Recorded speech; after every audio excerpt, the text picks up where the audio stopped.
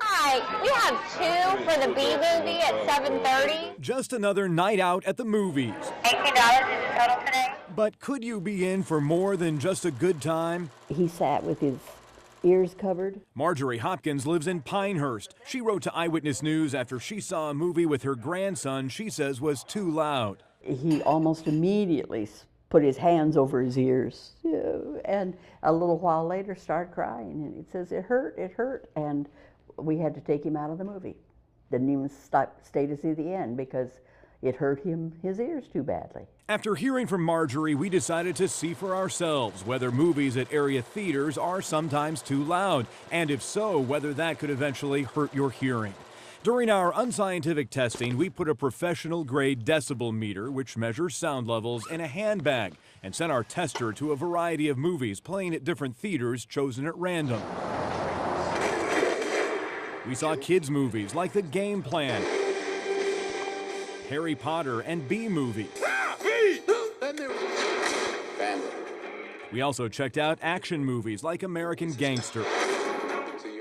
After recording the levels of those 5 movies, we plugged our decibel meter into a computer, and the machine's computer program graphed the results. Here's what we found. For the most part, they all averaged well within safe levels as described by the National Institutes of Health. But each movie did peak above the safe level, 85 decibels, multiple times. The NIH says those higher levels could damage your hearing after long or repeated exposure. Yep, thank you. Thank you. Those were regular theaters. This is the IMAX theater. We watched Transformers at the IMAX in the Marbles Children's Museum in downtown Raleigh.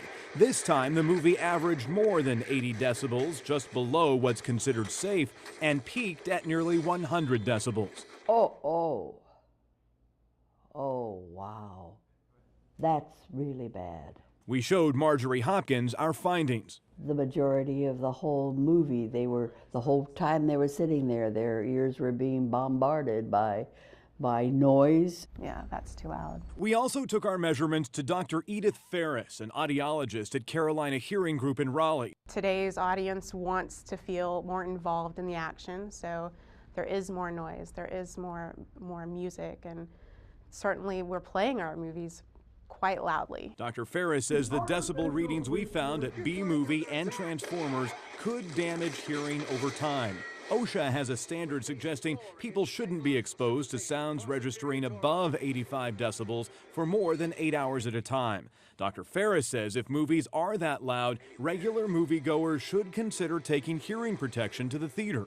Dr. Ferris says she and other doctors are seeing a lot of cases of noise-induced hearing loss in children, as many as 12.5% of child patients. She says while one exposure to a loud movie might not cause problems, repeated exposure to movies that peak above 85 decibels can lead to permanent hearing problems. We really just don't need it that loud. We need to ask ourselves, is it so important that we feel that thrilled with the movie that we turn things up so loud, that we create something that can cumulatively build up and give us a hearing loss over time? That's what Marjorie Hopkins is afraid of, and that's why she and her grandkids always have earplugs on hand. I think it's something very worthwhile looking into, not only in movie theaters, but in certain concerts, productions, just an awareness.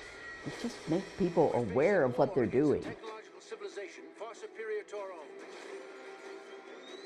Our enemy can take any shape.